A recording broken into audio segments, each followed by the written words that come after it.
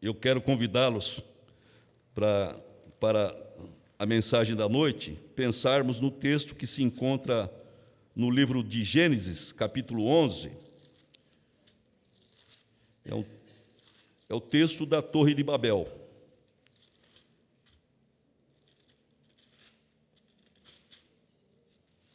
Gênesis 11. Vamos ler os 9 primeiros versículos.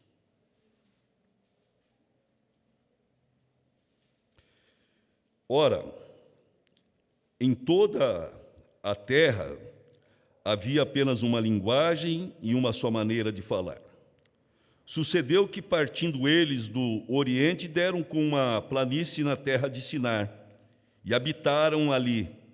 E disseram uns aos outros: Vinde, façamos tijolos e queimemo-los bem. Os tijolos serviram-lhes de pedra e o betume de argamassa. Disseram: Vinde, edifiquemos para nós uma cidade e uma torre, cujo tope chegue até os céus, e tornemos célebre o nosso nome, para que não sejamos espalhados por toda a terra. Então desceu o Senhor para ver a cidade e a torre que os filhos dos homens edificavam. E o Senhor disse: Eis que o povo é um, e todos têm a mesma linguagem. Isto é apenas o começo. Agora não haverá restrição para tudo que intentam fazer. Vinde, desçamos e confundamos ali a sua linguagem, para que um não entenda a linguagem de outro. Destarte, o Senhor os dispersou dali pela superfície da terra e cessaram de edificar a cidade. Chamou-se-lhe por isso o nome de Babel, porque ali confundiu o Senhor a linguagem de toda a terra. E dali o Senhor os dispersou por toda a superfície dela. Alguém estava aqui numa música aqui e falou muitas vezes do nosso querer autonomia diante das coisas de Deus. O que o ser humano mais quer é ter a possibilidade de resolver seus conflitos, os seus dilemas, de ser autossuficiente. Então, quando nós olhamos para o texto, podemos fazer um link do que houve lá em Babel. Eles, em algum momento, eles estavam com tecnologia. O texto nos informa que eles descobriram uma nova fórmula de construção, e essa fórmula era o tijolo, olaria, queimar o tijolo, e descobriram uma nova maneira de utilizar a argamassa, que no caso seria o betume, e eles deram numa planície, e nessa planície eles falaram: aqui o nosso nome vai ser célebre. Nós iremos nos tornarmos grande. Nós seremos grande e toda a terra vai olhar para nós e vai ver em nós o poder que nós temos. Um momento de loucura humana, porque o homem, foi dado a ele uma ordenança. Lá no Éden foi dito ao homem: olha, você não come dessa fruta do conhecimento do bem e do mal, e dessa fruta que é a eternidade, desse fruto. Você, o homem, tem a condição de zelar e de ser o cuidador de toda a criação humana. O mandato cultural que a gente fala. Está tudo sujeito a nós, seres humanos. Mas o homem lá no jardim, ele falhou, ele desobedeceu. E desobediência é pecado, e pecado é se afastar de Deus. E Deus, então, providencia para que o homem saia do paraíso, vá viver fora e dá um juízo. E Deus julga aquela atitude do homem. E o julgamento foi: você vai ter calo na sua mão, vai ter suor. A mulher vai ter dor para ter no seu parto, ela vai sofrer. A terra vai dar espinhos. Mas, lá em Gênesis capítulo 3, 15, está também a graça de Deus, que é o que nós cremos. Mas do fruto da mulher, da semente da mulher, sairá aquele que pisará a cabeça da serpente, que é o demônio, que é o inimigo, que é o diabo, que é o contrário a Deus. Então Deus tinha um projeto lá em Gênesis para o homem. Esse mesmo homem, um projeto em que Deus ele mostra um juízo e a graça. Deus julga, mas dá continuidade à raça humana. Talvez se nós fôssemos Deus, a gente já destruía logo todo mundo e arrumava um outro povo. Mas Deus ele não age como nós, ainda bem. A sociedade humana continua, chega nos dias de Noé. Deus olha, Deus desce, Deus olha para todos e vê a corrupção novamente. O homem, novamente, sendo autossuficiente em suas questões morais, em seus relacionamentos, e Deus, eles já tinham esquecido de Deus. Esqueceram a ordem de Deus, que Deus nos chama para adorarmos o nome dEle. A igreja, ela existe, segundo o pensamento de John Piper, ela existe com o único objetivo de adoração. E foi muito boa a palavra de adoração, os hinos que os irmãos cantaram, porque nós temos que adorar mesmo a Deus. A ministração do irmão nos alertando que Deus espera que a gente adore, não de maneira autônoma ou uma maneira como se fosse uma máquina. Coloca a sua mente, coloca seu sentimento nesse momento. Eu não sei como fazer isso, peça para Deus te ajudar. Porque para adorar a Deus você tem que usar todo o seu ser. E a igreja, ela faz missões, e nós estamos pensando nesse grupo étnico, estamos pensando nos ciganos. Por quê? Porque nós queremos que os ciganos venham adorar a Deus. Eles são no Brasil, segundo os dados do IBGE de 2010, 800 mil pessoas. Mas extraoficial fala-se 1 milhão de ciganos. E entre eles, nós não encontramos 4% deles adorando a Deus. Olha a necessidade. Estão no nosso meio, vivem, falam a nossa língua, têm costumes culturais diferentes, eles têm uma língua que eles falam só entre eles, nós que somos chamados de gadismo, eles não passam essa linguagem para nós. A linguagem deles é toda oral, a história deles é oral, não é grafia, eles não têm nada escrito da vida deles. Quando eles morrem, quando existe a morte ali, até mesmo os bens, as fotos, tudo que eles têm é queimado. Eles não têm esse sentimento que nós temos de passado. Então, quando a gente olha para esse povo, falando um pouco deles agora, é porque nós entendemos, começou a nascer dentro da nossa alma o desejo de falar, será que a gente consegue ir lá falar do amor de Deus para eles? Porque são pecadores. Ninguém quer ver um cigano perto. Se entrar aqui, a gente já corre guardar o data show ali, achando que... E realmente tem algumas implicações. Eles sofrem da sociedade preconceito. Nós somos preconceituosos. Nós não conseguimos amá-los. E um dos textos lidos aqui fala de amor. O mestre chegou em Jesus e falou, qual que é o maior mandamento? O maior mandamento é amar o próximo, amar a Deus em primeiro lugar e o próximo a si mesmo. E nós, como igreja, nós não temos os olhos para esse povo, que são como nós, pecadores. Aqui, o nosso liturgista, ele falou, olha, o maior pecado que a gente comete é não falar para o nosso amigo, para a pessoa que se relaciona com a gente, do amor de Cristo.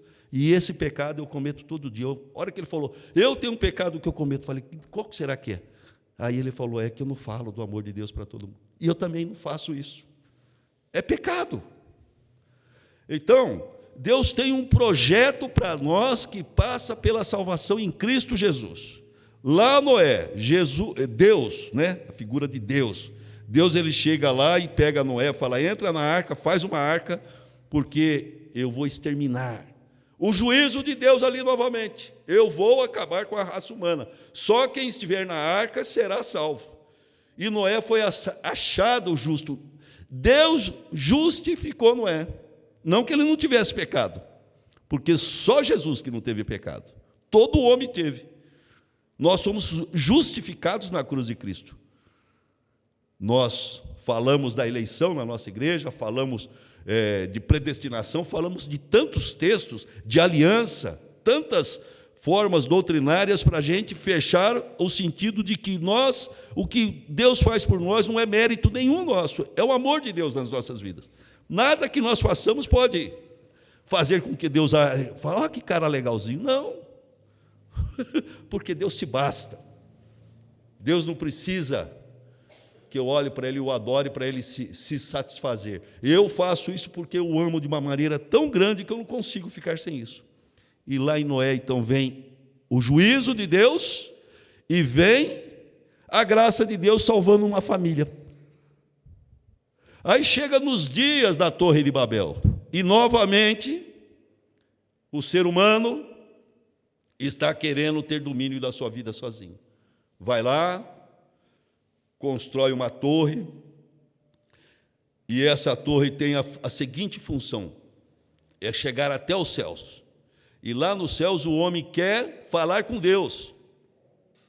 Existe dentro da religião da Mesopotâmia, as religiões cananitas anteriores, em que existia a figura na Babilônia, a figura do zigurate, que vem a ser uma torre que chega até os céus. E dentro da ideia da religião deles, essa torre foi feita pelos deuses, para que Deus tem as escadas no topo dela para que Deus descesse, teria um quartinho e uma salinha para que Deus pudesse dormir e descansar. A ideia disso vem daí. E no caso aqui da Torre de Babel, a ideia é que os homens falam, nós vamos construir para chegar até Deus. E quem que é o homem que pode construir alguma coisa para chegar até Deus? Se Deus não se revelar a cada um de nós.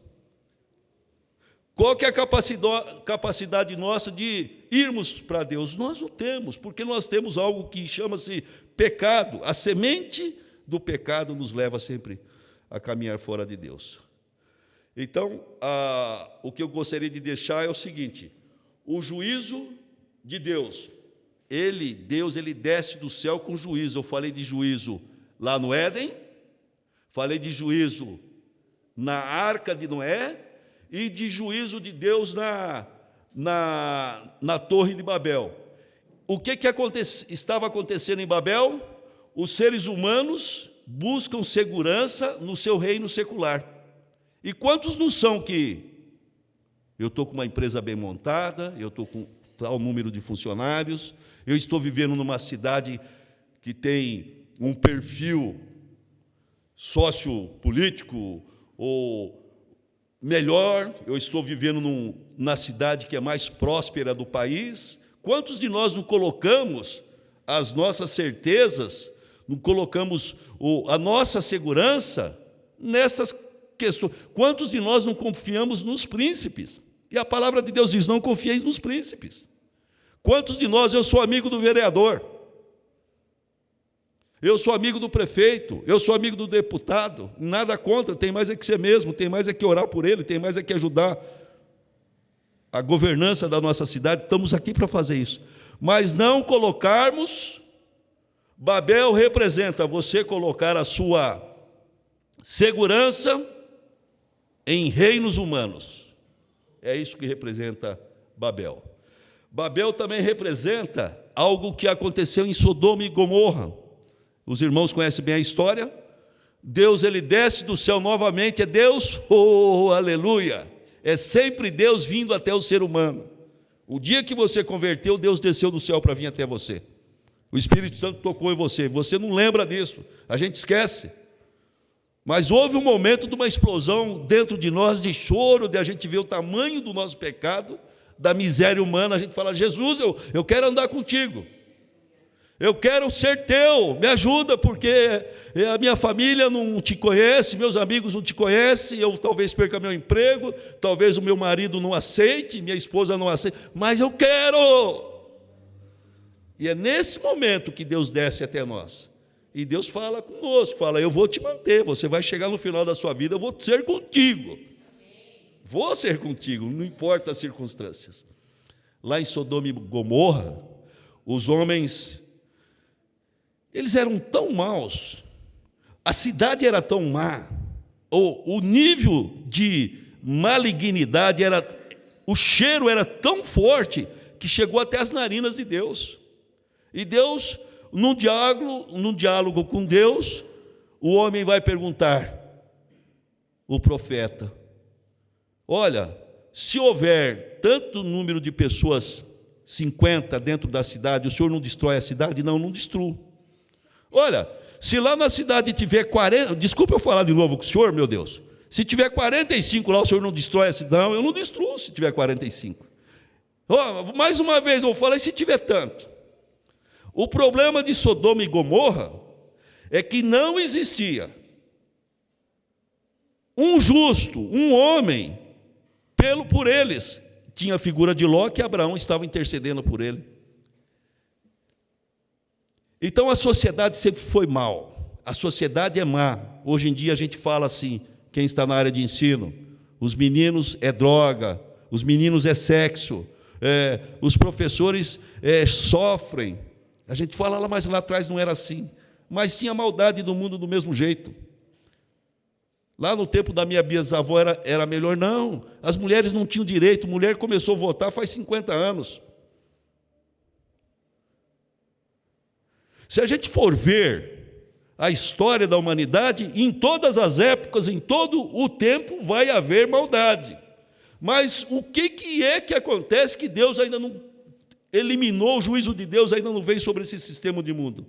Porque existem pessoas, existe a igreja, que é a luz, que é o sal, que está dando tempero na sociedade. Onde houver uma luzinha, essa luzinha presbiteriana veio para cá, para pregar Cristo. Essa luzinha está iluminando aqui, está cuidando daqui. Então Deus está falando, olha, tem lá os meus pregadores, tem lá o meu povo, anunciando o meu nome lá embaixo. Lá na zona norte aqui?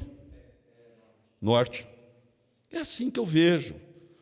Então o juízo de Deus veio em Sodoma, porque o mal era muito grande. E chega nos dias, e veio de uma maneira espetacular, que não foi um vulcão que explodiu na terra, não foi um terremoto, foi enxofre que caiu do céu. Olha que loucura! Foi uma chuva de enxofre naquele lugar, e destruiu toda aquela humanidade. Chegamos em Babel, e nós vamos encontrar novamente o homem nessa situação. E Deus sempre vai julgar, meus irmãos. E para caminhar bem rápido, é só lembrarmos das 10 tribos de Israel, quando foram levadas cativas pelo rei da Síria, 780 a.C. As 10 tribos se tornaram e sumiram, se tornaram escravas. Foi o julgamento de Deus sobre um povo que não obedecia. 580 da época do Nabucodonosor, Judá foi levado cativo para a Babilônia. Babilônia representa o mal. Babilônia representa a cidade, representa o homem querer ser grande longe de Deus. Babilônia levou o julgamento de Deus sobre esse povo. Os israelitas no deserto, foi mandado 12 espias para vigiar a terra. E os 12 que voltaram, 10 desanimou. O povo falou, olha, cidades lá são grandes, imensas, são cidades fortificadas, são cidades que ninguém vai conseguir mexer com eles. Nós, perto deles, nós somos gafanhotos. E Caleb falou, não, em nome de Deus a gente vai lá e vai vencer. E Deus põe juízo sobre aquele povo novamente, falando, essa geração que me desprezou não vai entrar na terra prometida. E eles vão caminhar 40 anos no deserto e não vão entrar dentro da terra prometida. Então, o que nós temos que ver em Babel é uma maneira de olharmos historicamente o que foi que aconteceu com a história da humanidade quando ela se rebela, quando ela não obedece a Deus. O Judá foi deportado, e Deus ele tem a redenção dele em Jesus para nós. O método que é ensinado, o que a gente pensa em falar isso, É o método histórico redentivo. Dentro da história existe a redenção que vai vir em Jesus, mas o homem sempre querendo se afastar de Deus. E eu gostaria de trabalhar dois contrastes que existem aqui. O povo de Babel, eles disseram a seguinte palavra: tornemos célebre o nosso nome. E o Senhor promete em Gênesis 12, eu vou fazer a leitura: ora, disse o Senhor a Abraão: sai da tua terra, da tua parentela e da casa de teus pais, e vai para a terra que te mostrarei. De ti farei uma grande nação, e te abençoarei, e te engrandecerei o nome, se tu uma bênção. Diferentemente dos homens, no capítulo 11 de Gênesis, que eles falam, tornemos célebre o nosso nome, aqui é o próprio Deus dizendo para Abraão: eu vou fazer o seu nome grande, eu vou engrandecer teu nome. Aonde você pôr as plantas do seu pé, você vai abençoar, as nações virão até ti, para que o meu nome seja conhecido. Quando Deus forma Israel, Deus dá a Canaã, a Abraão dá um limite geográfico, fala: olha, você vai de Eufrates ao Tigre, em tal espaço, a nação vai ser construída. Deus não manda, Deus não dá ordem para que seja construída um império. É uma nação. Deus queria pegar um povo, que através desse povo, o nome dele ser conhecido. Então, se nós estamos falando em missões nesse mês, nós temos que lembrar que nós temos que ir a todas as nações, todos os povos, todas as línguas, toda a terra tem que conhecer esse Deus que nós reverenciamos e amamos. E isso é um mandado que nós temos de Deus. Todos devem conhecer.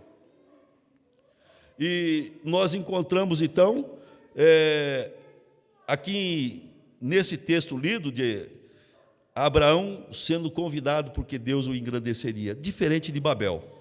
Babel é a cidade dos homens. E agora eu estou caminhando para o final do sermão. Babel é a cidade dos homens. É a busca, a autonomia. É o homem querendo ser superior. É o homem querendo não se depender de Deus. Você vai hoje para a Europa, quem está na Europa, as informações que nos chegam de lá, que o cristianismo lá já não existe mais. Igrejas, existe apenas um grupo de pessoas, que são os velhinhos, né, que ainda conseguem ir para um culto num domingo, né? São secularistas, são ateístas. E são nações da Europa que são nações poderosas economicamente. O homem, ele busca a autonomia quando ele cria as Nações Unidas. E nós cremos e pensamos que as Nações Unidas vai dar conta de dar paz na terra. E nós não vemos isso. Nós não vemos as Nações Unidas. Quando nós olhamos para os refugiados sírios, quando a gente olha para a Síria e vê aquilo destruído, 5 anos atrás era uma bela de uma cidade lá. Meu Deus! Olha o que o ser humano faz. Quando os exércitos do mundo, os mais desenvolvidos, os exércitos imperialistas, eles constroem escudo, antibomba, antinuclear. Antes de ontem, o governador da Coreia lá estourou 2 bombas lá, mandou 2 bombas lá, só para mandar uma mensagem para o mundo. E aí, o homem, ele fica se fiando nas coisas que ele constrói aqui. Esse texto de Babel nos ensina, quer nos dizer que nós devemos estar atrelados à vontade de Deus. Não devemos buscar em Babel, buscar no ser humano proteção para as nossas vidas, mas sim em Jerusalém, porque Jerusalém é a cidade de Deus. Eu convido você a abrir em Atos capítulo 4, e nós vamos encontrar alguma resposta de Deus para as atividades humanas. Atos 2, 4, 11. Todos ficaram cheios do Espírito Santo e passaram a falar em outras línguas, segundo o Espírito lhes concedia que falassem. Ora, estavam habitando em Jerusalém judeus, homens piedosos, vindos de todas as nações debaixo do céu. Quando, pois, se fez ouvir aquela voz, afluiu a multidão que se possuiu de perplexidade, porquanto cada um os ouvia falar na sua própria língua. Estavam, pois, atônitos e se admiravam, dizendo: Vede, não são porventura galileus todos estes que aí estão falando? E como os ouvimos falar, cada um em nossa própria língua materna, somos partos, medos, elamitas, e os naturais da Mesopotâmia, Judéia, Capadócia, Ponto e Ásia, da Frígia, da Panfilha, do Egito e das regiões da Líbia, nas imediações de Cirene, e romanos que aqui residem, tanto judeus como prosélitos, cretenses e arábios. Como os ouvimos falar em nossas próprias línguas as grandezas de Deus? Todos atônitos e perplexos, interpelavam uns aos outros: que quer isto dizer? Outros, porém, zombando, diziam: estão embriagados.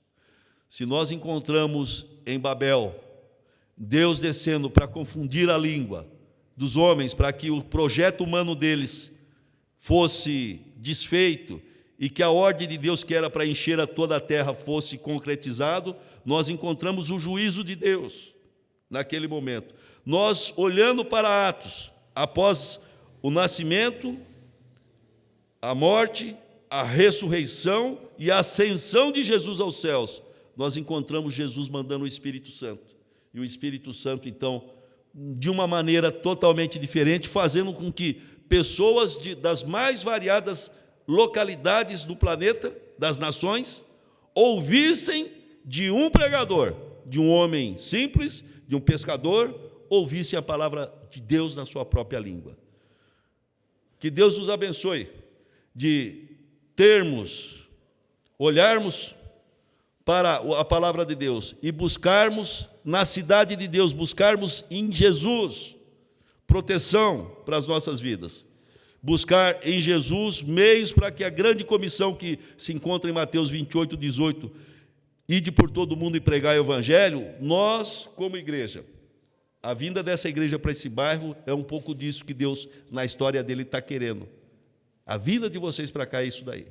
É justamente para que outros venham a conhecer o evangelho e que assim a gente possa ter um olhar missiológico, missionário e servir a Deus. Amém? Bondoso Deus, obrigado pela Tua palavra, fala aos nossos corações e somos gratos, Senhor, pelo sacrifício de Cristo, que não nos deixou, Senhor, sem o Espírito Santo quando subiu. E hoje, Pai, nós podemos, através da Tua palavra, Te conhecer. E a confirmação do Espírito nas nossas almas nos dá a certeza, Senhor, de que o nosso caminho é de evangelizar, Senhor. É de levar até o último rincão desse mundo, Senhor, a Tua palavra que é santa e poderosa para salvar todo aquele que crer. E logo após, Senhor, diz lá o texto que o Senhor voltará. Jesus vai voltar. Essa é a grande certeza que nós temos. E nós queremos cumprir a nossa parte nesse processo de salvação de Cristo. Oramos, Pai, no nome do Teu Filho Jesus. Amém.